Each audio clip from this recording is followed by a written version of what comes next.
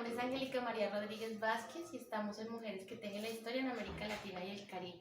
Hoy tenemos el gusto de estar en vivo y en directo en la casa de nuestra invitada que está en Sao Paulo, Brasil.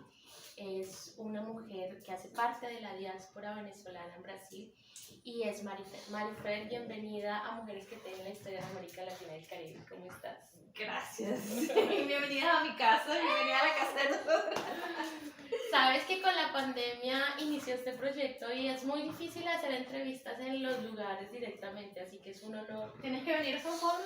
Tenía que venir a Sao Paulo, sí. Marifer, te conocí durante esta semana y tuve la oportunidad de conocer a amigos que te conocen también, ¿no? Todos me dan muy buenas referencias tuyas. Por algo será.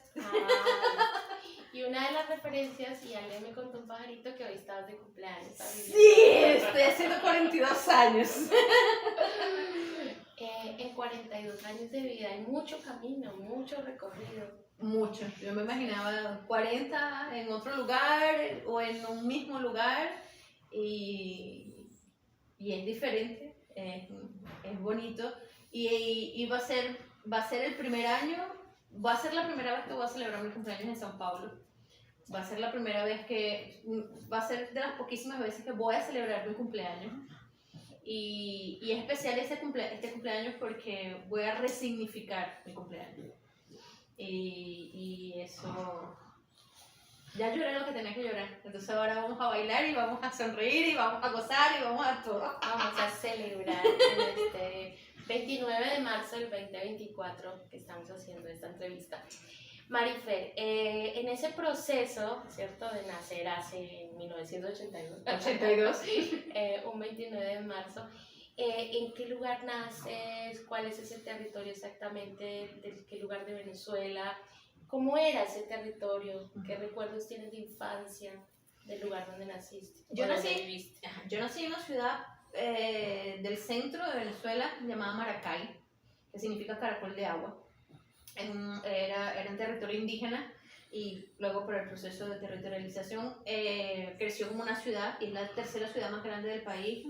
Es una ciudad del centro. Soy la tercera de 3 hermanos. Hablamos antes, mi nombre es Marifer, es Marta y Fernando. Y mi mamá siempre me decía que yo iba a ser lo mejor de mis hermanos. No el mejor de mis hermanos, sino lo mejor de ellos era mi nombre. Y eso creció conmigo, y yo de niña fui muy feliz, también fui muy triste. Tuve una mamá que siempre trabajó mucho, que trabajó por fuera, que me dejó cuidado de otras personas, personas que de alguna manera trancaron su vida para cuidarme y no era su responsabilidad, pero que hicieron lo mejor que podían con las herramientas y con lo que tenían. Desde los 6 años tengo a mi mejor amiga de toda la vida, que se llama Indira, que era mi vecina de siempre, y ella era hija única y ella creció muy sola, entonces yo técnicamente también era hija única porque nací 22, 23 años después de mis hermanos y crecimos juntas, y mi infancia fue feliz por esa hermana que construimos, por esa hermana que ella ganó, esa hermana que yo gané, y nos amamos mucho, y nos queremos mucho, y nos cuidamos mucho. Ella ahorita está en Estados Unidos y nos hablamos siempre y nos queremos mucho, y aprendimos a cuidarnos en la distancia, y cada vez que nos llamamos, así son 3 horas de llamada, sí. Y lloramos y nos insultamos y nos amamos y nos queremos y nos cuidamos y nos comprendemos en la distancia. Aprendimos a hacerlo porque ella también salió de mi mamá. En la infancia, ¿no? No, en la infancia recuerdo que mi mamá trabajaba mucho, ¿sí? Y eso de alguna manera me lo pasó, yo también soy trabajólica. Mi mamá trabajaba mucho, pero el tiempo que estaba en la casa era muy presente también, ¿sí? Yo aprendí de ella a cuidar en la distancia y en la presencia a cuidar mucho, como a sobreproteger, ¿sí? Pero también entendí que mi mamá era una mujer muy cansada, ¿sí? Muy cansada. Mi papá se enteró que mi mamá estaba embarazada y dijo, ya yo vengo. voy a dar una vueltica y vengo. Exacto. ¿Y volvió? No, yo volví cuando él murió, que mi mamá me llevó al entierro y yo decía, Ok. ajá, ok. Yo vi a mi papá 2 veces en toda mi vida. Cuando cumplí 10 años, me regaló una muñeca horrorosa. Y después, el día que murió. Llegué a verlo, no, 3 veces realmente. Llegué a verlo ese día de mis 10 años, después una vez, cuando yo parí a Miranda, tiempo después, yo fui a llevarla a la nieta, también por un asunto de presión de mi mamá, de que qué sé yo, y después el día que murió, después que murió. Entonces, gordo. Y de mi papá yo no tengo memorias, pero una memoria muy marcante fue un día que yo vi, mi papá tiene 2 hermanas más, mi tía Inelda y mi tía María, mi papá se llama Jaime. Y el día, ya yo siendo una mujer ya parida, adulta, tal, yo fui a casa de él el día que llevé a Miranda, y el día que yo vi a mi tía Inelda, que es la mayor, yo me vi en ella. Igualita. Idéntica. Porque yo siempre tuve el rollo de que yo no me parecía a nadie de la familia de mi mamá. Yo soy la única por parte sí, yo soy la única de mis hermanos, la única por parte de mi mamá que tengo el cabello chicha, tengo el cabello rizado, tengo el cabello crespo. Pero esos son raíces afro. Exacto, ¿por qué? Porque mi papá era un hombre negro. Mis 2 tías son mujeres negras. Y esa tía Inelda, ella es más un poco más clara, ¿sí? No es negra retinta como mi papá o como mi tía María. Y cuando yo la vi que ella salió de donde estaba, no sé recuerdo si era la cocina o era el cuarto, qué sé yo, y ella venía con una bata, y yo la vi a ella altísima, y con un coque así, con un moñito, y yo dije, yo me parezco a esa mujer. Yo me parezco a esa mujer. Me vi, primera vez que me vi en algo, en alguien. Que yo no me veía en casa, yo no me veía por la familia de mi abuela, por la familia de mi mamá todas son bajitas. Y yo nunca me había visto una mujer alta, nunca me había visto con este cabello, nunca me había visto con los dientes protuberantes, yo nunca me había visto flaca y alta. No me reconocían las mujeres de la familia de mi mamá, que somos más mujeres que hombres realmente. Y eso me dejó así como, o yo me parezco a ella, o ella se parece a mí, o nosotros nos parecemos. Y esa es la única, como la única, el único vínculo, la única ancla que yo tengo con la familia de mi papá. Un espejo físico. Fue un espejo, exacto. Y la vi y me quedé, ok. Es de ahí que yo vengo también. Sí, es mi papá. Sí es. No me dejó herencia, me dejó verme en mi tía. Identidad. Exacto. Puede ser. Fue ahí donde pero lo descubrí de adulta. Lo descubrí de adulta porque yo no compartía con ellas de pequeña, yo no iba acá, porque es una ciudad aparte, yo no iba a esa ciudad, ellos no iban a mi casa, a la ciudad donde yo vivía, y entonces, pero mi mamá tampoco nunca me dijo, ese perro que te dejó y nunca te compró ni un lápiz para... No. Me encanta. Yo nunca en la vida escuché a mi mamá hablar mal de mi papá. Jamás. Qué bueno. Y yo recuerdo que ella siempre, las poquísimas veces que yo le llegué a preguntar, ¿y mi papá? Porque la cuestión de la escuela, del día del padre, yo llevaba a mi hermano, o simplemente no iba, o mi mamá me decía, ay, quédate durmiendo. Yo entendía que, ¿cómo se llama? Ella, una vez, poquísimas veces pregunté, y ella lo único que me decía era, él prefirió, si yo me enfermase, ¿tú me cuidarías? Y yo le digo, sí. Y le digo, claro. ¿Y tú dejarías todo para cuidarme? Y yo le digo, claro, era una niña. Le digo, sí. Eso hizo tu papá. Mi papá prefirió cuidar a su mamá, que era mi abuela, bolesiana, porque ella era muy enferma, sufría del corazón, tenía varios padecimientos. Me dijo, él prefirió cuidar a su mamá, porque es el único hombre de la casa, de esa familia. Él prefirió cuidar a su papá, a su mamá, que él prefirió ser mejor hijo que ser mejor papá, porque él sabe que tú me tienes a mí. elaboró también un buen discurso para proteger Para- esa imagen, ¿no? Exacto, exacto. Entonces, cosa que yo crecí con eso. Él prefirió ser mejor hijo que ser mejor papá. Y yo estaba reconocida por todos lados. Yo tenía a mi hermano, era mi figura paterna. Yo siempre entendí que no era mi papá, pero era el hombre. Sí, yo tenía a mi mamá que me cuidaba mucho, que me protegía mucho, que trabajaba muchísimo para darme todo. Y tenía a esa hermana que hubo una relación de conflicto, de amor-odio, de crecimiento, claro, porque ella tuvo que dejar todo porque mi mamá le dijo, yo estoy sola, tú tienes que ayudarme a cuidarla. Pero también no era su deber, Claro. ¿eh? O sea, ella trancó su vida por cuidarme y ella dijo, ajá, porque yo la tengo que cuidar.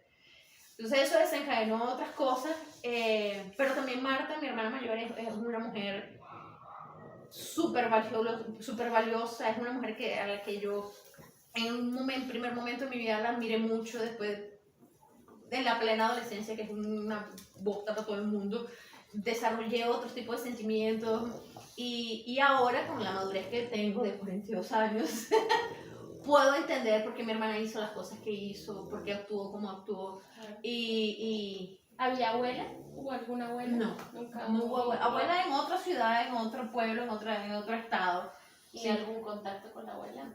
Sí, porque vacaciones, Semana Santa, Carnaval, todo el día de la madre, el día de la abuela, todo era allá. ¿Y ¿no? cómo era esa abuela? Mi abuela era una india, caribe, llamada Migdalia, mamá de 12, siendo mi mamá la octava, no la octava, la novena, y muy grande, muy dura, y las manos muy gordas y con mucho olor a ajo y a cebolla, a aliños, ¿sabes? A verdura, a sopa, como ese olor a sopa. Cocinado. Ajá.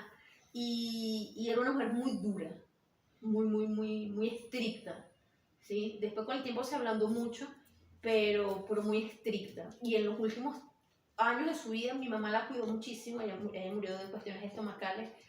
Y yo recuerdo pasar Navidades y Años Nuevos en el hospital, porque a mi abuela le encantaba comer y comía cosas que no podía comer y que le desenvolvían el problema estomacal. Claro. Y era siempre en diciembre que comía lo que no tenía que comer y las que terminábamos en el hospital cuidando era mi mamá y yo. Pero la recuerdo mucho eso. Y las manos de mi mamá se parecen mucho a las manos de mi abuela. Son manos de dedos gordos, cortas y huelen a comida, huelen a sopa, huelen a aliño, huelen a verdura, a tubérculos, concha, así. Eso. En ese proceso de infancia, adolescencia, en esa juventud, sí, que es donde uno explora un montón de cosas, ¿qué recuerdos tienes de ese territorio donde creciste? De ese país, de cuáles empezaron a ser como tus actividades, qué hacías de joven. Yo de niña estudié en una escuela de monjas, ¿sí? Y éramos puras niñas. Y yo siempre tuve un problema con la autoridad. A mí no me gusta que me griten, a mí no me gusta que me manden, a mí no me gusta que me digan lo que tengo que hacer. Órdenes, no órdenes. No me gusta. Y eso las monjas me lo inculcaron mucho, ¿no? Yo entré a un colegio de monjas primariamente porque tenía un internado y como mi mamá trabajaba mucho, mi hermana, hubo una época que se cansó de cuidarme y yo también era muy insoportable y me metieron en esa escuela. Y yo viví ahí un tiempo hasta que desparé de comer y llamaron a mi mamá y dijeron, no, tiene que volver con usted porque usted nos va a morir aquí. ¿Hiciste huelga de hambre? No, es que cocinaba muy mal.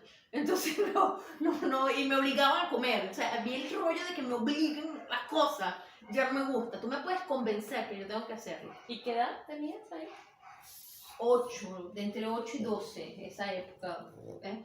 Y tú me puedes convencer de que yo tengo que hacer algo. Y yo te voy a comprar la idea y te voy a decir, ok, vamos. No me va a gustar, pero vamos. Pero que me impongan las cosas, no. O sea, yo siempre he dicho que obligado ni los remedios, porque te vomitan y no te van a hacer efecto. Entonces, eso, las monjas eran muy estrictas.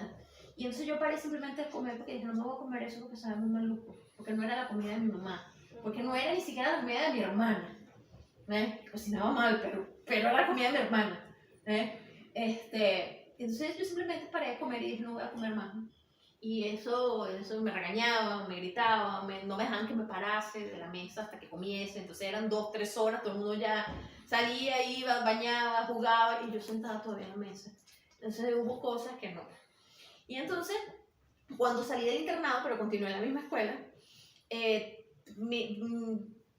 todas mis amigas eran niñas, eran una escuela de niñas, ¿sí? Entonces hice 2 muy buenas amigas, muy buenas amigas, que éramos en contra del sistema, que éramos en contra de todo, éramos en contra de las niñitas fresas, éramos en contra de todo. Entonces, que son Mirimar y Alejandra. Ellas fueron, yo no hubiese sobrevivido a la escuela sin ellas, y ellas no hubiesen sobrevivido a la escuela, nosotras 3 no hubiésemos sobrevivido si no hubiésemos habido las otras 2. Y es que la vida en un internado es intensa y es dura y es solitaria toda la vez. Exacto. Entonces, y con ellas así, aprendimos de todo. Sí, había materias que amábamos, hay materias que odiábamos, hay materias que una acusaba por la otra, había trabajos que una hacía por las otras. Y es una amistad que todavía se mantiene, es una amistad que todos escribimos. Alejandra es una negra retinta, gigante, bellísima. Y ella siempre tiene la bella costumbre que todo mi cumpleaños es la primera persona en escribirme. Hace medianoche y me llama o me escribe o me manda un mensaje de donde sea que esté o de donde sea que estemos cualquiera. Mirimar también, pero Mirimar sí es durante el día. Mirimar es mamá de 2 y Alejandra ahora es mamá de 1 y siempre, toda la vida, siempre. Cuando vivíamos en la ciudad, nos llamábamos por teléfono, nos veíamos en la escuela. Y después que salí de las monjas, fui para un colegio de padres. Ajá. De sacerdotes. ¿Y era mixto el colegio? Era mixto. Y ahí aprendí a golpear a los demás. Porque el hecho de estudiar por 10 años en una escuela de monjas, donde habían todas niñas, y llegar de repente a hacer los últimos 2 años del colegio, a un colegio mixto, donde habían varones, donde mi falda era bajo la rodilla, donde las demás eran por arriba de la rodilla, donde yo no me encontraba si me gustaban los niños, si me gustaban las niñas, nadie nunca me orientó, nadie me dijo nada, porque crecí siempre con niñas. Y que el primer día de clase, quien ahora es uno de mis grandes amigos, me dijera: tú eres la que viene a la escuela de monja, ¿es verdad que a ti te gustan las niñas? Fue el primer golpe que yo di en mi vida, o sea, la primera vez que yo le pegué a alguien. Le hice un puño. Le di así en la cara y le di aquí y le partí la boca, pero porque fue la manera en que yo conseguí reaccionar de defenderme, ¿no? Y él dijo: no, ya sé que no te gustan las niñas. Y después hicimos una bella amistad que se mantiene, y fueron 2 años que aprendí a cómo tratar a los varones, cómo yo dejarme tratar, cómo yo ser tratada, cómo colocar mis límites. Y estando en el último año de las monjas, entré en un grupo juvenil de la iglesia. Y ahí conocí a grandes amigos, ahí conocí personas que son supremamente especiales para mí. Y comencé a dejar de tratar tantas niñas, y mis grandes figuras de amistad eran siempre varones. Se volvieron varones, ¿no? Entonces, después con el tiempo, cuando entré a la universidad, también siempre me inclinaba más a tener amigos varones que amigas hembras o amigas mujeres. Y después me acuerdo de una materia en la universidad, una de las 5 psicologías que vi, me decía, había un test y acabé descubriendo, no sé si era verdad. ¿Qué entraste a estudiar? Entré a estudiar historia y geografía, para ser profesora de historia y geografía, y descubrí en ese test que el hecho de que yo tratase mucho más hombres era llenar una carencia masculina que yo tenía, ¿sí? Y eso me hizo mucho sentido. Entonces, durante mi adolescencia siempre traté con varones, ¿sí? Y siempre fui muy independiente. Yo ay, pero ¿qué será que yo puedo? No, conmigo ese asunto de la lástima, de ay, la frágil, no sé qué, no. Nos quedó claro después del golpe. Después del golpe. Claro. Y yo no es que soy mi enemiga de la fragilidad, pero la fragilidad no va conmigo, pero lo reconozco de tu estructura, de tu personalidad. Exacto, pero aprendí a respetarla e identificarla en otras personas y hasta en mí misma, porque no significa que yo soy un témpano, no significa que soy una escultura de hierro, no. Yo también soy frágil, yo también lloro, yo también me pongo triste, yo también, qué sé yo, un montón de cosas. Y ese caminar, mi ciudad, yo conocía mucho mi ciudad, mucho. Yo podía andar y reconocer cualquier lugar. Y yo siempre he tenido esa memoria muy geográfica de yo voy una vez a un lugar y ya yo sé llegar por siempre. Y puedo desarrollar otros caminos para llegar a ese mismo lugar. Y eso me gustaba mucho. Mi ciudad era una ciudad pequeña, sí, no recuerdo cuánto cantidad de habitantes, como aquí las miden, pero era una ciudad pequeña y como yo tenía muchos amigos, esos amigos vivían en diferentes regiones de la ciudad, en diferentes barrios. Entonces siempre iba, o ellos iban, entonces, o siempre salíamos a algún otro lugar y el papá de alguien nos buscaba y era el transporte, nos repartía todo el mundo, me dejaba a mí, que yo vivía distante de casi todo, y después llevaba... Estabas como más en la periferia. Estaba más en la... Sí, más o menos en la periferia. Exacto. Pero siempre me gustó y siempre conocí mucho mi ciudad. Y después entro a la universidad y estudio Historia y Geografía, que es literalmente de campo, es literalmente afuera de las paredes del salón de la universidad, afuera de los libros, o era un buen tiempo estudiando teoría y después colocar toda esa teoría afuera. Claro, pero ahí te pregunto por qué historia y geografía van juntas, o sea, porque ustedes... En el pedagógico, en Venezuela hay una universidad que se llama el Pedagógico, que es la Universidad Pedagógica Experimental Libertador, que es la base, ¿sí? Y es la escuela que forma profesores, es una escuela solo para profesores. Nosotros no salimos licenciados en... No, nosotros somos profesores. Nuestros diplomas dicen profesor en matemática, profesor en tal cosa. Nosotros, a diferencia de otras universidades, nosotros no hacemos tesis.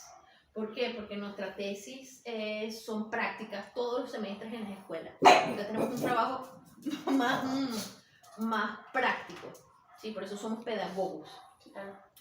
Y entonces, en esa universidad, en Maracay, en el núcleo de Maracay, no se estudia ciencias sociales separado, se estudia ciencias sociales juntas, y ciencias sociales, según el pensum de aquella época, era historia y geografía. Entonces, dentro de las historias, paralelo en todos los semestres, ves materias de historia y ves materias de geografía. ¿Y qué aprendiste, digamos, de esa historia ahí, como preparándote para docente, y qué aprendiste de la historia fuera de las aulas? O sea, ¿era la misma historia? No era la misma. La historia que yo veo en la universidad es esa historia que comienza desde los griegos y no sé cuánto hasta la historia sociopolítica de mi país, la más actual, hasta esa época que yo estudié. Pero esa historia muy del libro, pero no es la misma historia que yo tengo que aplicar afuera con los muchachos en el salón de clase, no es la misma historia que yo vivo todos los días, que vivía, no es la misma historia que los alumnos traían adentro de la sala, no es la misma historia de... ¿Qué encontrabas cuáles eran esas brechas? O sea, podría uno ejemplificar. Exacto, por lo menos, cuando uno estudiaba historia contemporánea de Venezuela, tú veías que en los libros toda la historia de la historia contemporánea era la historia de la democracia. Venezuela tenía hasta el 2040 años de democracia anterior.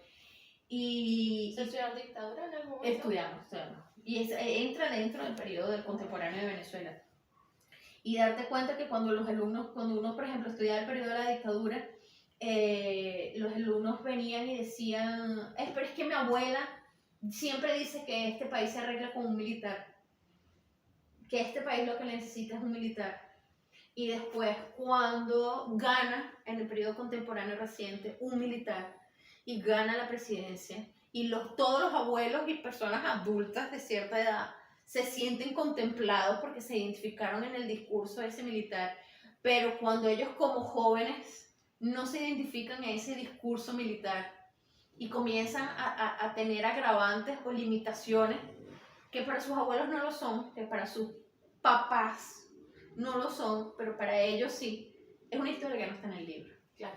Es una historia que se tiene que vivir y que tiene perspectivas diferentes. En el libro lo escribe quien vence la historia.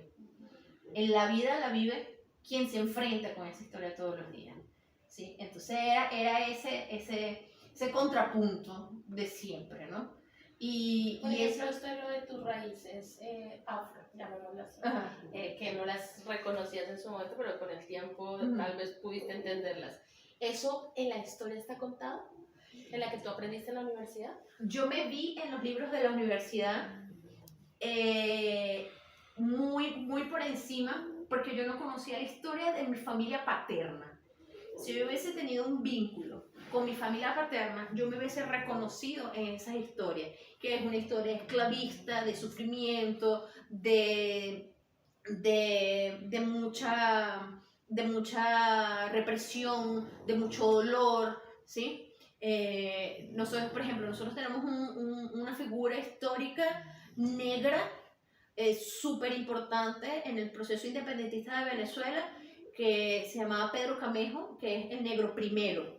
Y entonces no es porque era excelentísimo, no era porque era el más resaltante de toda su batallón, era porque era el negro, le llamaban negro primero, porque siempre lo colocaban al frente. Porque si mataban al negro, las tropas se debilitaban, las tropas contrarias se debilitaban, era toda una línea de frente de solo personas negras y era muy grande. O sea, las tropas enemigas se debilitaban solamente matando a los negros y cuando llegasen al batallón blanco estaban más debilitados y más cansados y el blanco podía ganar. Claro, o sea, eran carne de cañón. Era carne de cañón. Y el negro siempre, ese negro primero siempre salía victorioso. Pero cuando yo entendí la historia de la biografía de este negro primero, era porque él venía de procesos esclavistas muy fuertes y él tenía una convicción de vida que no se iba a dejar joder por nadie. ¿Encontraste mujeres afros, mujeres negras en esa historia? Encontré mujeres negras siempre en el papel de servicio, nunca en el papel de figuras. Pero si uno fuera a la vida real, seguramente que estarían esas mujeres. Estarían. Con certeza absoluta estarían esas mujeres ahí. Mi abuela no era una mujer negra, era una mujer indígena, pero una mujer siempre dedicada al trabajo.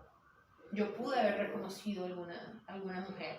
Y así como en esa perspectiva de que el pueblo negro de mi país era históricamente un pueblo de dolor, de carne de cañón, de servidumbre, la mujer indígena en mi país era exaltado como una figura súper exótica y hipersexualizada. Entonces nosotros tenemos una figura indígena que es una mujer que se llama María Leonza, que es una deidad indígena, ¿sí? Pero ¿cómo es representada? Sobre una danta, un bicho, un mamífero, desnuda, con un cuerpo escultural, madre de toda la naturaleza. Entonces a la negra la pones en sufrimiento y a la india la hipersexualiza. ¿Sabes? Entonces eso también estaba muy enraizado en la conciencia histórica del venezolano, que siempre fue muy corta. Y eso lo ves porque entonces a una mujer india siempre la ponen como siempre desnuda. Sí. Y a la mujer negra siempre encorvada, sufriendo o sirviendo. Y a la mujer blanca muy adornada, muy en potencia, muy... exacto. Entonces yo crecí con una mamá que trabajaba muchísimo, con una ausencia de un papá, que yo creo que es un cliché latinoamericano, pero cuando yo entré a la universidad y comencé a reconocer todas esas figuras, yo dije, no tiene por qué ser así. No debe de ser así. Te permitió un empoderamiento. Y te lo pregunto también, y hagamos esta relación y este vínculo de reconocer esta historia, y con reconocer tus propias características personales, porque además luego ser formadora de otros que, digamos, están viviendo también en una, llamémoslo así, como en una laguna de falta de conexión de identidad. Por esto que nos acabaste de relatar, ¿no? Y es como los padres, los abuelos pueden tener ciertos vínculos identificables con el poder o con el ejercicio de la construcción sociopolítica, pero encontrar la identidad de un joven, digamos, implica poder detonar algo en él también, ¿no? Claro. o sea, como que se sientan parte de este territorio. Y eso también es importante verlo en vías de lo que viene ahora, y es todo lo que ha sido la diáspora venezolana en América Latina y el mundo, obviamente las últimas oleadas de la migración tan exponencial que han tenido, ¿no? Básicamente ha sido un éxodo venezolano, y eso tiene vínculo o no tiene vínculo. O sea, yo lo estoy intentando entender. ¿Cómo lo entiendes tú? ¿Hay un vínculo en esta, llamémoslo así, ausencia de identificación, de identidad, obviamente el proceso político que empiezan a vivir y la necesidad de salir? Yo creo que puedo responder con un ejemplo. Sí, por ejemplo, porque es muy grueso esto. Es denso. Yo me acuerdo que yo siempre dije, yo voy a ser la profesora que yo nunca tuve, ¿sí? Y yo tuve una profesora de geografía específicamente, en Las Monjas, que ella me enseñó mucho, pero me enseñó de malas, ¿eh? Y yo recuerdo mucho que ella era muy dura, pero era ella era hija de alemanes. Y era una mujer muy dura, muy grande, muy linda, pero muy rígida. Y a mí lo que me gustaba de ella era la propiedad con la que ella enseñaba. Y yo algunas veces pensaba en mí, creo que ella está diciendo es mentira, pero lo dice tan bien que todo el mundo le cree, ¿sabes? Y después entendí que sí decía la verdad. Y yo siempre dije, y después cuando pasé al colegio de padres, tuve una profesora de historia, que yo dije, yo quiero ser como esa tipa. Yo quiero ser como esa tipa, que era todo lo contrario, era una mujer negra, con un cabello gigante, con un culote, y era lindísima, y no sé qué, y supremamente inteligente, y te hacía entender la historia en los ojos, ¿sabes? Ella decía, lean y después cierren el libro. Inventaba unas telenovelas, unas cosas que yo decía, yo quiero juntar a aquella, quiero juntar a esta, y quiero ser la profesora que no tuve, o que sí tuve pero a medias. Y me acuerdo que cuando yo decidí estudiar historia y geografía, hubo una época, bien al comienzo de recién graduada, enseñaba como el patrón, ¿no? Y después cuando fui desarrollando mi propia identidad como profesora, ¿sí? Yo me acuerdo que yo comencé a enseñar historia por medio de la música. Ah, qué lindo. Por medio de la salsa. Ah, qué hermoso. ¿Sí? Y yo ponía a los muchachos a bailar, ¿sí? Pero antes de bailar, desglosábamos todas las letras de la música, ¿sí? Entonces hay una salsa, que En los años 1600, cuando el tirano mandó, ¿por qué el tirano mandó? Y no le pegue a la negra, ¿y por qué? Y que venían los navíos. Entonces mi clase de historia era la letra de la salsa, ¿sí? Mis clases de geografía eran las letras de Calle 13, por ejemplo, ¿sí? Entonces, y eso hacía que los muchachos se identificaran y se reconocieran en sus espacios, en sus casas, en sus barrios, en sus territorios, en sus comunidades, en el colegio, en el liceo, con sus amigos, con su familia, ¿eh? Y eso me hizo engrandecer, ¿no? Y eso también me hizo empoderarme de que yo era muy buena profesora. ¿Tenías pedagogía? Era muy pedagógica, porque mi consigna era siempre, yo quiero enseñar como yo nunca aprendí. Yo quiero ser la profesora que yo no tuve.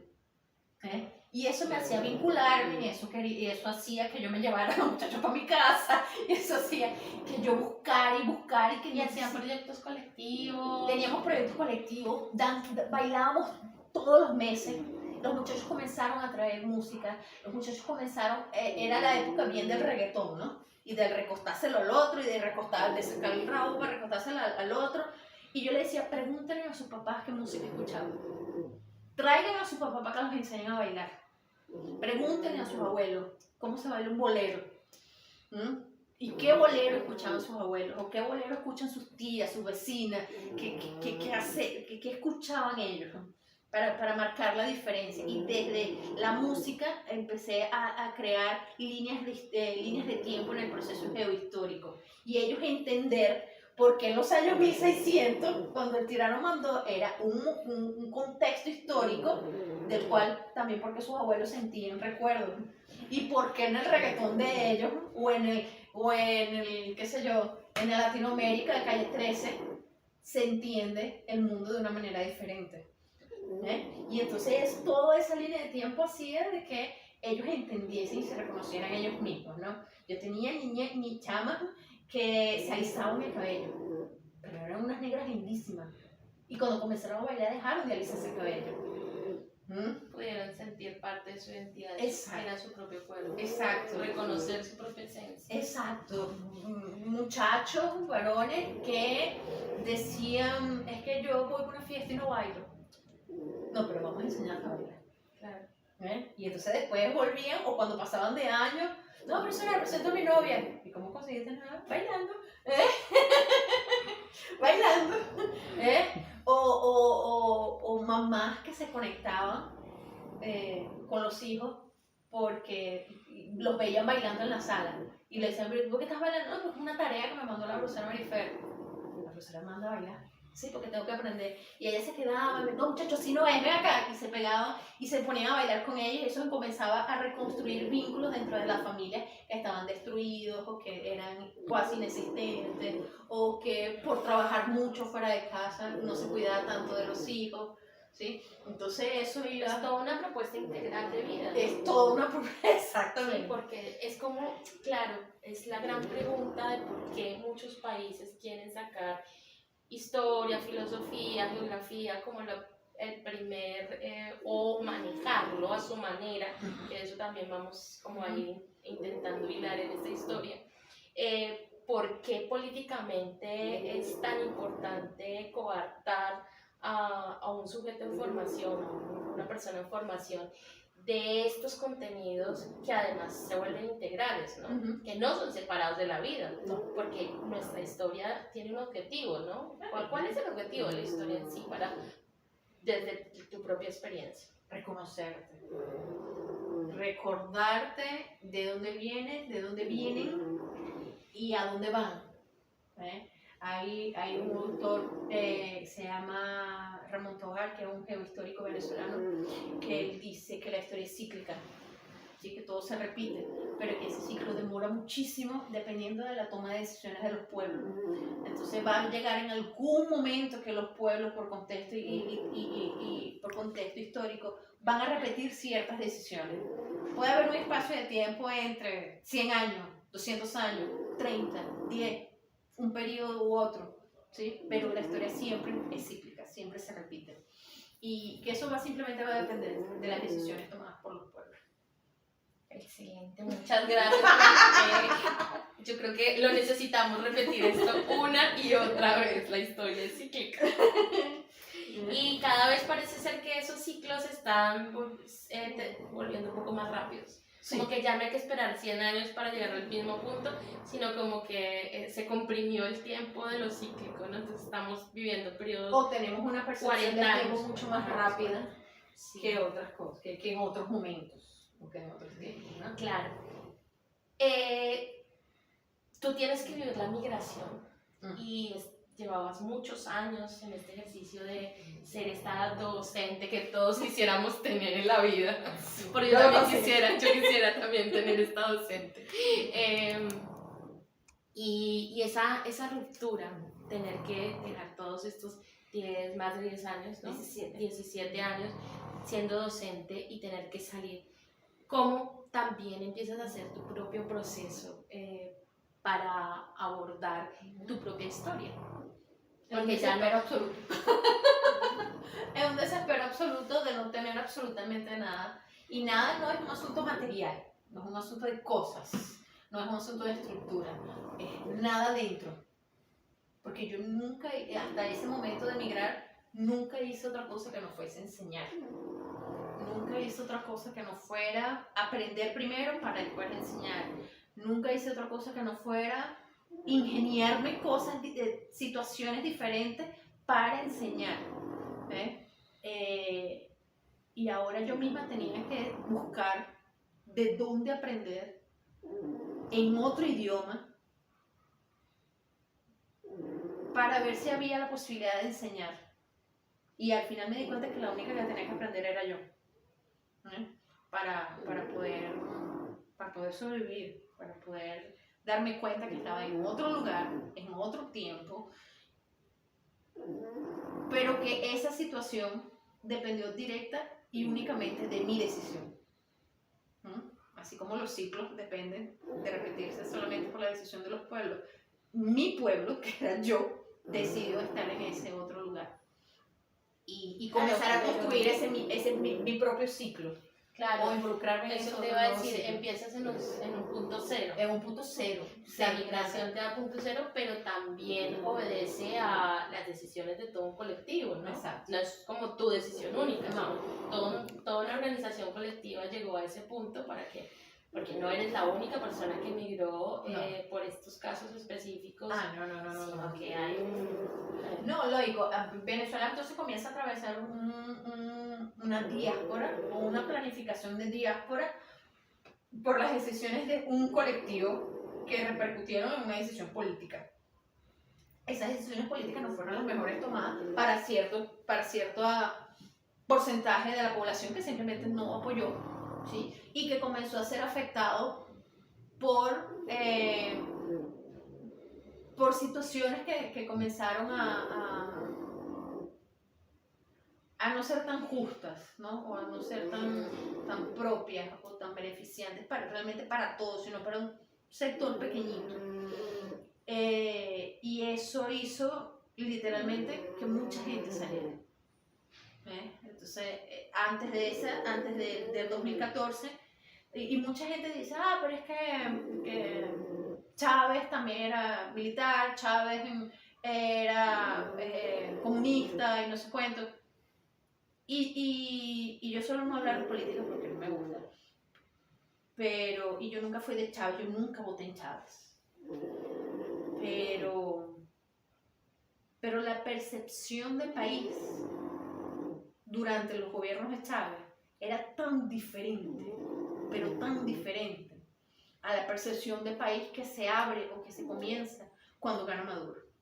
Tu migración es ya En el periodo de Maduro. En el periodo de Maduro. Y eso hace que las perspectivas muden también, ¿no? Y no solo la mía, la de un colectivo, aproximadamente unos 8 millones de venezolanos. Aproximadamente el 35% del padrón electoral.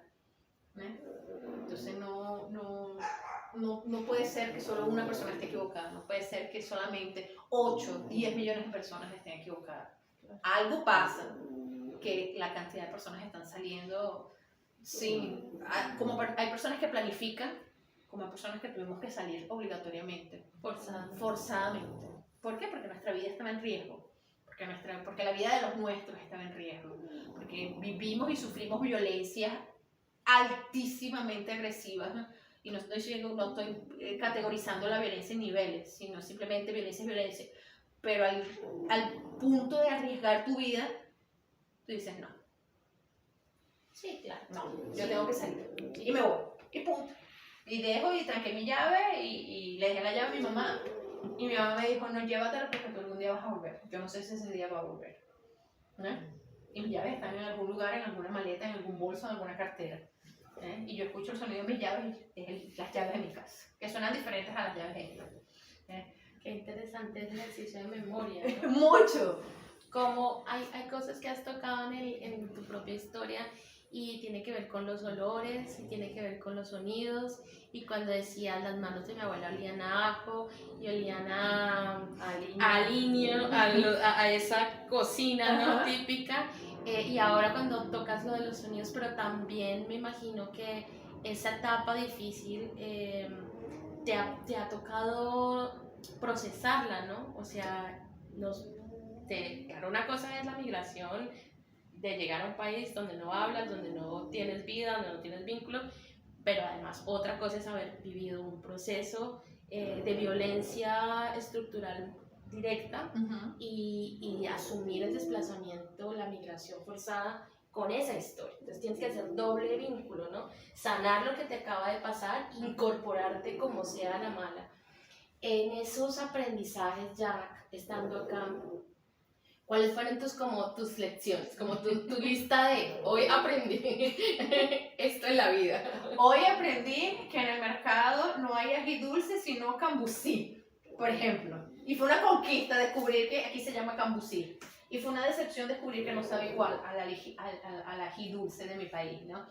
Es descubrir que palabras aquí, que palabras que son normales para mí, aquí son groserías.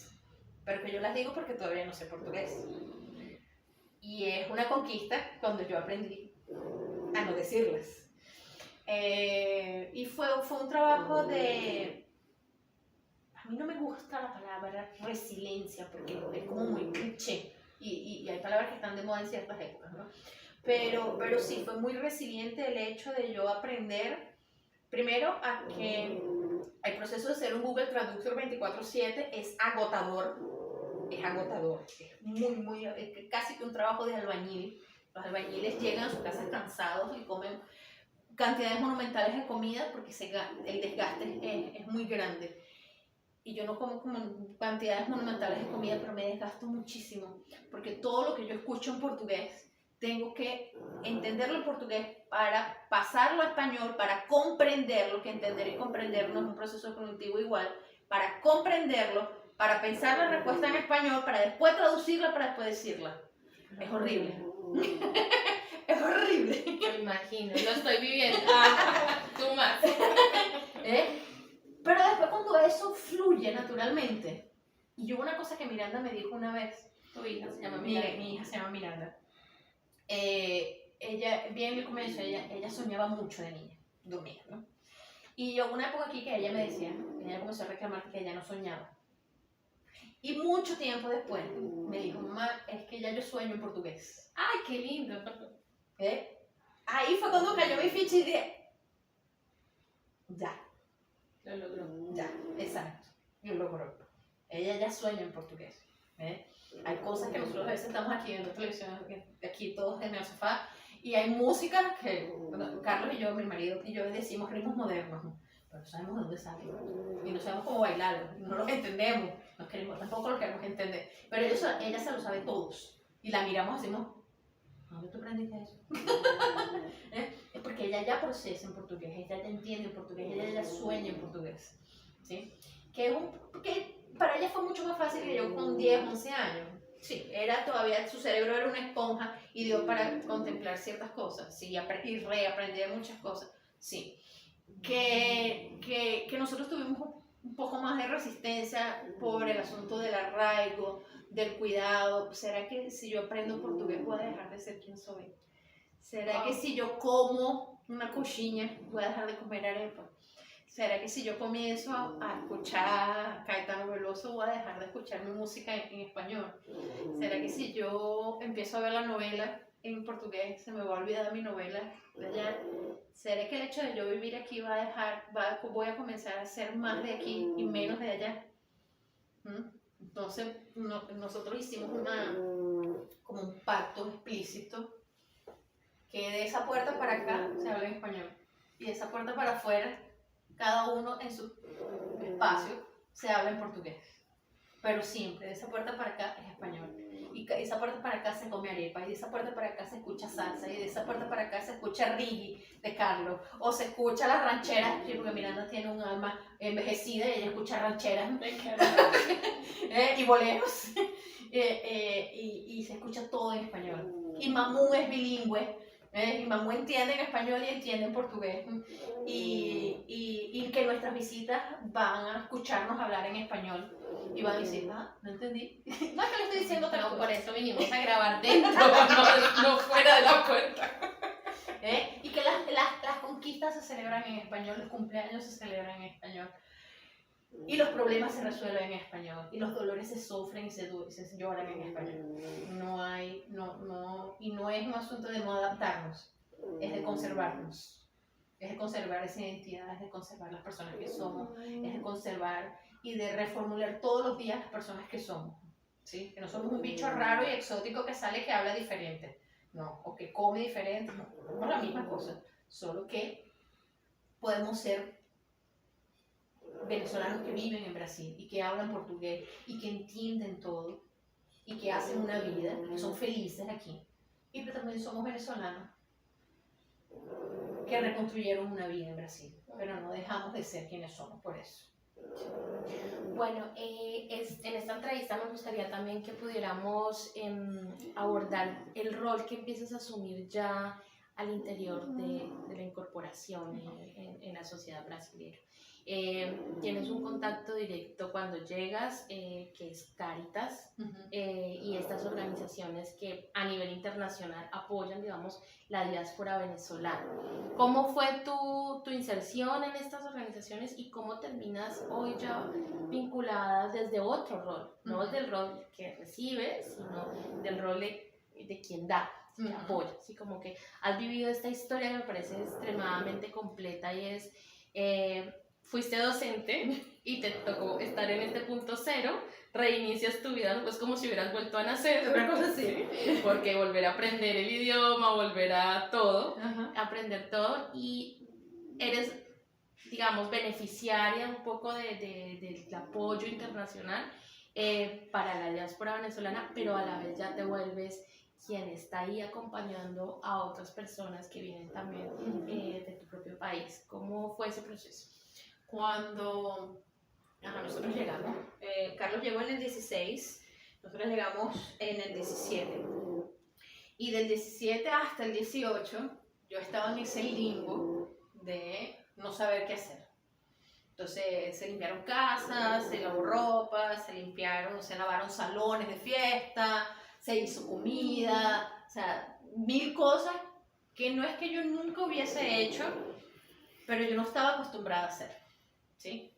Y mucha frustración en ese proceso, mucho ego herido, porque también es un asunto de ego, que bolas, yo voy a limpiarle la casa a otra persona, yo voy a lavarle la ropa a otra persona, ¿sabes? Pues yo no me formé para eso, yo no estudié para eso, pero toca, y hay que hacerlo de la mejor manera. ¿Y alguna vez hubo maltrato? O sea, No. bueno, de pronto no lo entendiste, pero lo percibiste como esa violencia también por parte de quien te empleaba. No, porque quien me empleaba era así tipo una amiga. Ah, bien. Y se hizo aquí una profesora de portugués que me enseñaba, o la hija de alguien que hacía parte de ese sistema de cuidado, y era gente de confianza, había algún tipo de vínculo, ¿no?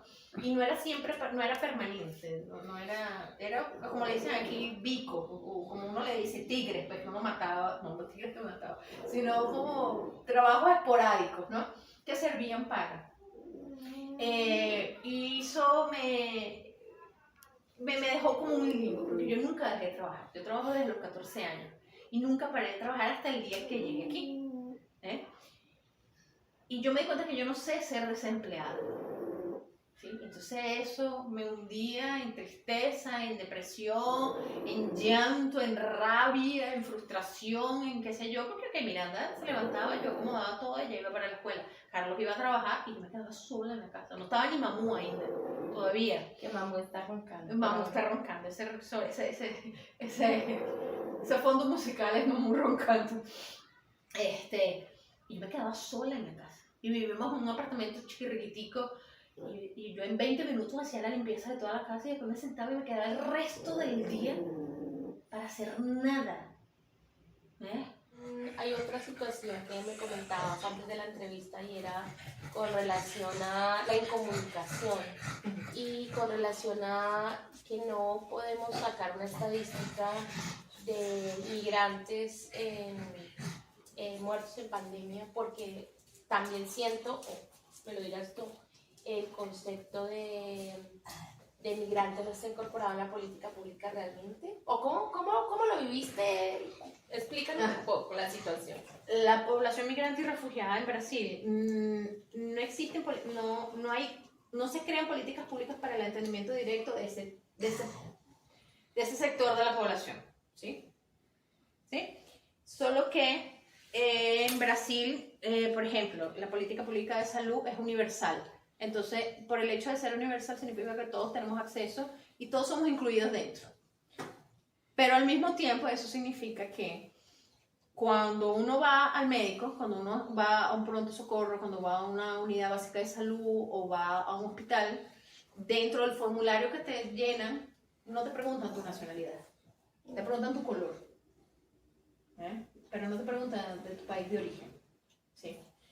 Y eso permitió la invisibilización de muchísimas muertes de personas migrantes y refugiadas de Brasil que murieron durante el periodo de la pandemia.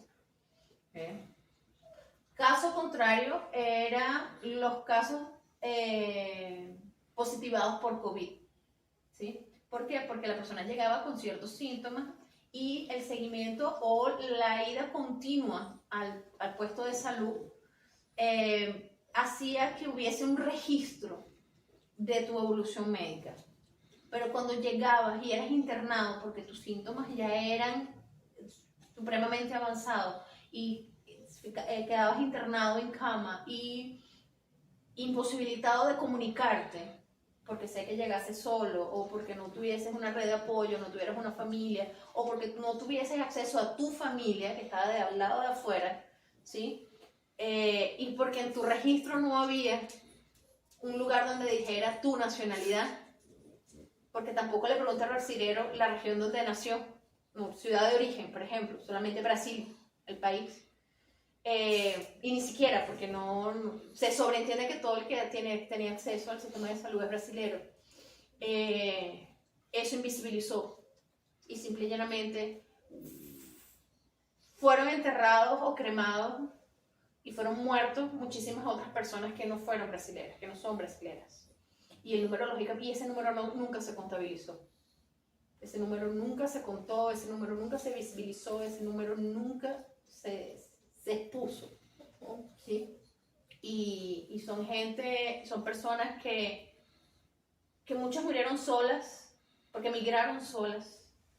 Muchos dejaron hijos, y que esos hijos, aquí en Brasil hay un movimiento que se llama los huérfanos de la pandemia, no están contemplados porque su mamá o su papá no fue contabilizado.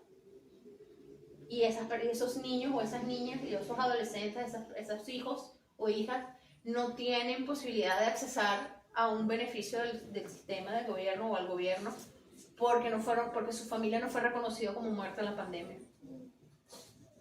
Y entonces no son huérfanos de la pandemia, son huérfanos por cualquier otra razón.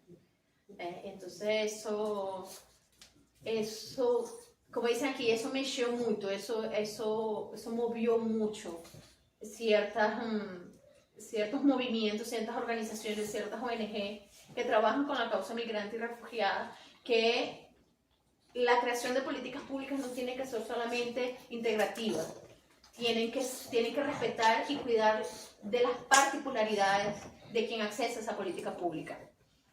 Entonces es el movimiento que se está haciendo con el Comigrar ahora, con el segundo Comigrar, de que no hablen de nosotros sin nosotros. No hablen de nosotros, hablan con nosotros, porque debe de crearse políticas públicas para la población migrante y refugiada, porque tenemos particularidades diferentes, más no nos hace la diferencia excluyente de las políticas públicas brasileras. Entonces eso es algo que se busca, es algo que hay posibilidades de conquista, que es un trabajo, sí, que es muy largo y demorado y burocrático y todo eso, sí. Pero el migrante y el refugiado no está en Brasil para hacer un peso, está para contribuir. Porque desde el día 1 que llega y gana un CPF, comienza a pagar impuestos, comienza a contribuir, comienza a circular, comienza a ser parte de la sociedad. Entonces, si somos parte de la sociedad, tenemos que realmente ser integrados, ¿no? y ser visibles a eso. Una persona una vez yo pregunté por qué no existen políticas públicas para migrantes y refugiados, y respondió de la manera más tajante y más dura posible: es que ustedes no votan, y si no votamos somos invisibles. Qué claro, ¿no? Queda muy clara la situación. Exactamente, ¿ves? Sí. Es eso. No, en ningún momento votan después de... No, en ninguna esfera votamos, ni municipal. Tenemos que naturalizarnos para ganar. Solo naturalizar. Solo O naturalizar. sea, pero si tienen una residencia permanente. Tenemos residencia y todo, pero no tenemos acceso al voto en ninguna esfera. En ninguna esfera. Ni municipal, ni el consejo tutelar, por ejemplo. Como residentes, no. No podemos votar en ninguna esfera. Ya entendemos. Ya nos queda suficientemente claro. Exactamente. Te iba a hacer otra pregunta con relación, no sé si será que mamá quiere ir al baño. Bueno, se emocionó nomás. Te iba a hacer otra pregunta con relación a tu trabajo con las mujeres. Tú has empezado a liderar algunos otros proyectos también, convocando mujeres que vienen de la diáspora venezolana. ¿Cómo fue tu encuentro con ese proceso, pero también cómo ha sido ese ejercicio de convertirte en referente para otras mujeres? Porque sin darte cuenta, haces este trabajo pedagógico de acompañar a la comunidad, pero ya cuando convocas, en el momento de ser quien convoca, se vuelve referente. Entonces lideras ese proceso. ¿Cómo ha sido para ti este ejercicio de empezar a liderar proyectos que tengan que ver con el liderazgo femenino también? Fue una sorpresa que ni la dupla corona del mismo universo, ¿sabes? Fue así como, de verdad, porque el hecho de circular dentro de la red de migración y refugio, parece mentira, pero nosotros tenemos la teoría de que aquí todos nos observan, todos nos Es como vigilan. un reality show. Una cosa así, ¿no? Uno nunca está aislado. Y los nombres, y mi nombre resonaba en algunas organizaciones, en algunos lugares, donde yo participé alguna vez, a donde alguien que me conoce me indicó, y mira, yo creo que ella puede. Y aconteció eso mismo. Alguien me indicó a esta organización, y esa organización entró en contacto y me dijo, necesitamos a alguien que lleve un grupo de lideranzas femeninas venezolanas. Y dije, yo en el primer momento dije, claro. Y por dentro, después que apagué la cámara, dije, ¿cómo carajo voy a hacer eso? No lo sé. Pero fue lo mismo que yo pensé cuando llegué a este país y dije, no sé qué carajo voy a hacer, pero algo voy a hacer. Y a mí la lideranza se me da muy natural. Es algo que, no sé, a mí me gusta. No me gusta mandar, me gusta organizar. Y eso se me da muy natural y consigo identificar otras líderes y no verlas como competencia, sino como sinergia, como parte de una construcción, ¿no? Y reconocer y darme cuenta que cuando comencé a comunicarme con 2, 3 mujeres que yo conocía aquí en São Paulo y que al mismo tiempo esas mujeres conocían otras mujeres en otras regiones, en otros estados, pasamos de ser, me acuerdo que esa organización me dijo, no, con 6, 7 mujeres estamos bien, y 2 días después yo tenía casi 50 mujeres y que yo me pude comunicar con todas y reconocerme en el acento de todas y ellas se reconocer en mí, o ella decir, tú estás trabajando para esa gente, ¿sabes? Porque uno puede tener una dimensión de hasta dónde puedes llegar y solo pudiste llegar ahí porque migraste, porque en tu país nunca ibas a conseguir llegar a esos lugares. También es un asunto de conquista personal, ¿no? De darme cuenta de que yo pudiera trabajar para mujeres. Fue así como que el cielo es el límite, el universo es el límite, porque hay un universo, hay otro lugar vacío después de las nubes. O sea, el cielo no es solamente, es el universo, el universo es mi límite.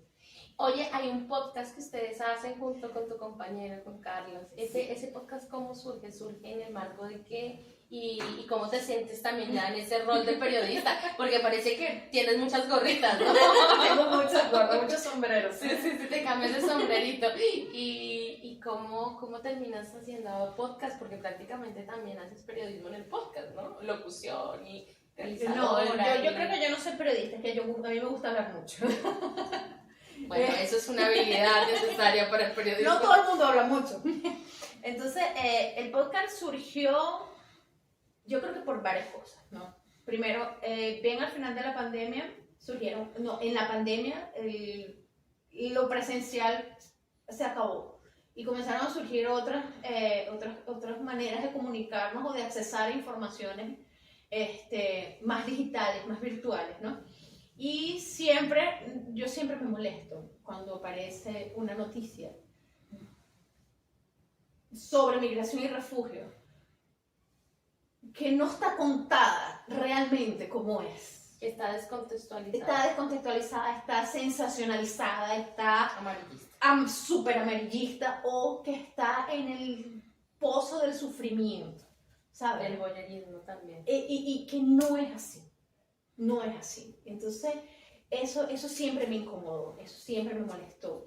Y a Carlos también, de alguna manera, me dice, pero es que ellos no saben, es que esos periodistas no saben. Ellos no tienen contacto a diario como lo tenemos nosotros, como lo tienes tú. No tienes por qué molestarte por eso. Y entre una cosa y otra, entre otros amigos que también querían hacer un podcast, pero que comenzaron a imponer cosas, y yo les dije, yo no voy a trabajar con ellos porque me están imponiendo. O porque uno quería resaltar más que el otro, y yo siempre decía, no es para resaltar uno, es para que resaltemos todos. Y por simplemente incompatibilidad de caracteres con otras personas, Carlos me dijo, entonces vamos a hacerlo nosotros. Vamos a hacerlo nosotros de nuestra manera, y sabiendo cómo es todo desde dentro. No hablen de nosotros sin nosotros. Y así fue. Entonces, primero que pensar todo, cómo vamos a hacer. Yo conozco muchísima gente de la red de migración y refugio, en todos los niveles. Y Carlos le gusta mucho producir, le gusta mucho pensar, imaginarse cómo va a ser, desde la musiquita hasta el color, desde el color hasta la viñeta, desde la viñeta, cosas que yo no sé hacer. ¿Sí? Entonces, él fue muy bien equilibrado. Yo hablo mucho, él habla poco, y él habla poco, pero él hace mucho y yo hago poco. Entonces, fue el equilibrio perfecto. Pero yo me negaba a hacerlo sola.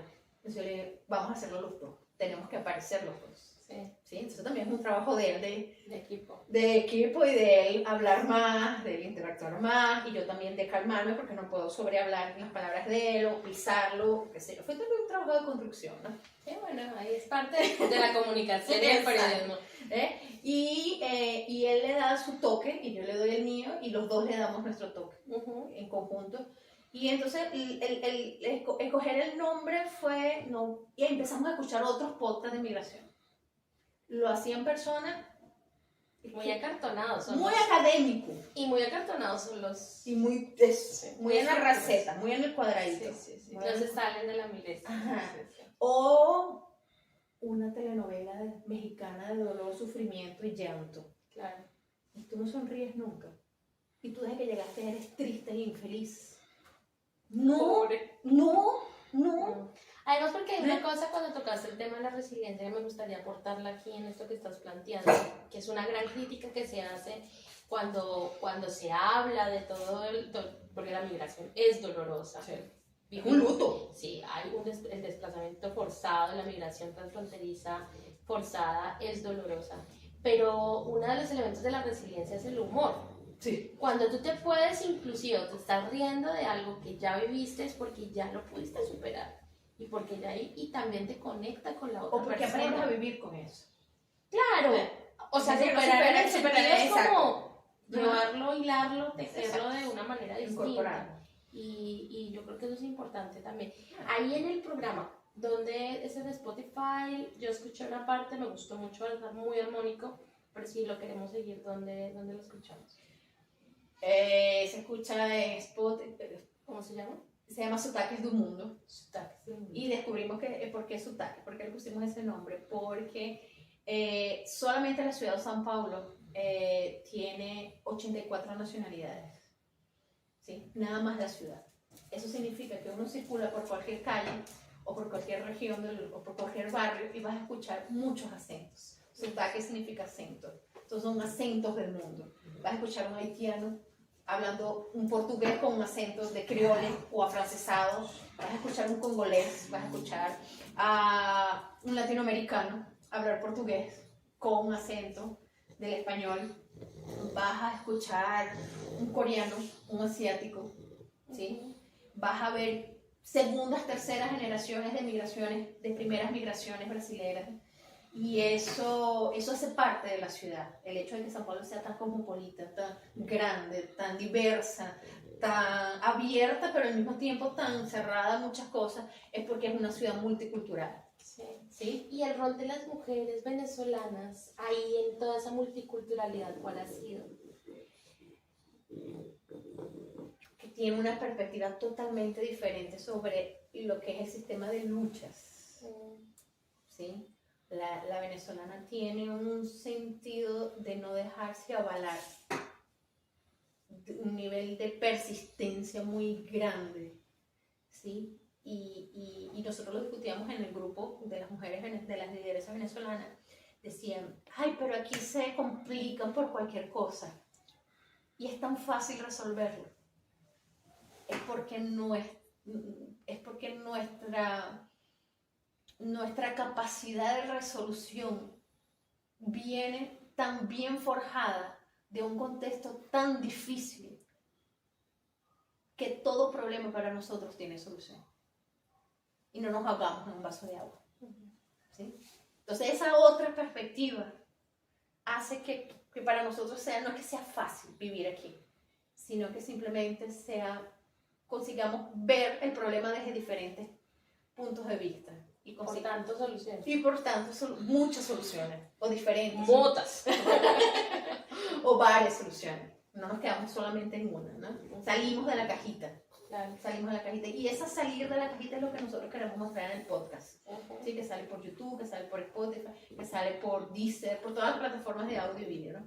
Y es eso, es mostrar que el hecho de no ser brasileros, no usamos el término extranjero, el hecho de no ser brasileros no significa que no sepamos resolver cosas, o que no entendamos las políticas del país que nos acoge, o que no podamos aportar soluciones diferentes, porque tenemos perspectivas diferentes, ¿no? ¿Sí? Entonces eso tratamos de mostrarlo, y que tenemos puntos comunes con el mismo brasilero. Claro. La misma dificultad que tiene María Concepción allá en Tiradentes, en Guayanasi, que es mamá sola, con 4 muchachitos, las tiene una mujer africana que emigró, que llegó refugiada de su país de origen porque sufría violencia. Y llegó aquí con sus 4 o 5 muchachitos también, que también lo tiene María Teresa, que viene de Bolivia, o Marifer, que vino de Venezuela, o Susana, que viene de Argentina. ¿Sí? Entonces, que hay problemas comunes con múltiples soluciones. Muchas gracias, Marifer, por esta entrevista tan maravillosa. Me voy con mucha riqueza emocional, espiritual, ¿sabes? Y con mucha sabiduría migratoria. Además, conocer en tus pies, en tu cuerpo y en tu historia lo que significa vivir la migración, ¿no? Para las mujeres. Y por último quisiera preguntarte cómo quieres ser recordada en la historia, Marifer Páez. Nunca lo pensé. Nunca lo pensé, pero quiero ser esa persona que siempre quisieron conocer. Así como que siempre quise ser la profesora que no tuve, quiero ser esa persona que siempre quisieron conocer. O sea que cuando yo abra el libro de historia y encuentre tu nombre, exacto, dirá exactamente eso. Podría ser, ¿sí? Nadie pasa por la vida del otro sin dejar algo. Y nunca pasamos por la vida de los otros sin aprender algo. Entonces, creo que aprender y enseñar mucho. Enseñar, muy bien. Muchas gracias. Y bueno, abracito de cumpleañero y abracito de gracias. Siempre gracias. Bueno, nos vemos en una próxima entrevista de Mujeres que Tejen la Historia en América Latina y el Caribe. Gracias a Carlos, que nos apoyó con la cámara. Y bueno, gracias a la audiencia que tenemos hoy. Y obviamente a Mahmoud, que nos acompañó en el lenguaje sonoro. Y nos dejó la versión. Chao, chao.